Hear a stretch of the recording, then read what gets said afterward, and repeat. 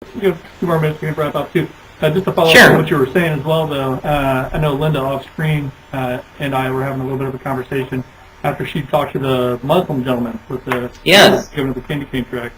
And that's one of the things when she said she didn't know how to respond to that. We kind of got to that same place and talking through it a little bit was that even if you don't know a lot about Islam or the Muslim faith, you don't necessarily have to, because it's not necessarily about going at them and saying, hey, I'm gonna refute everything that you believe because I'm a Christian and I got the right way. You need to listen to me.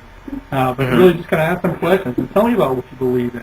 Tell me about your faith, or like you said with the Wiccans, how you came to that faith and stuff.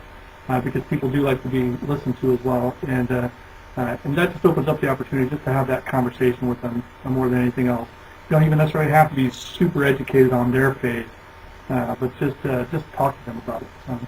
Very true. I mean, there's, to one extent, you want to know about the other person's faith because it shows them you care about what they believe. You have some kind of connecting point.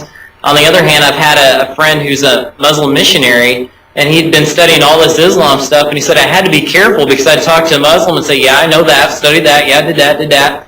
And after about 10 minutes, the people are like, well, I mean, what do I have to tell you about? And suddenly the conversation's over. So it is to your advantage to ask those questions, to be curious, to be that person who takes the role of a reporter in some instances. So you're trying to find out about them and to build into their life, because when they feel heard, again, they'll be more to listen to you as well.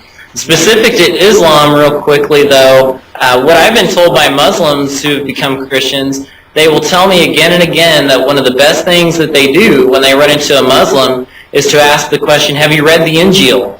And they'll often say no, because the Injil is the general word for the Gospels, or often the New Testament as a whole. And if you say, have you read the Injils, the Quran talks about reading the great books, talking about the Injils or in the Bible. And if they say no, say, well, can I give you one as a gift? So it's good to always have some extra New Testaments around. So if someone says no, who's a Muslim or a Buddhist for that matter, and says no, well, can I give you a gift? Sure. You can instantly hand over a New Testament or get their information and send them one if that's more appropriate at the time. And then just include some contact information for yourself or your organization. And when a person's open to that, they will respond. A lot of people in India who come to the gospel from their past religions, whether it be Hinduism or Buddhism, have often done so because someone gave them the New Testament with their contact info, and they'll write in or call in or get online and say, God changed me through reading this. I read the Gospels and I became a Christian. And all you did was hand out the tool, the Word of God.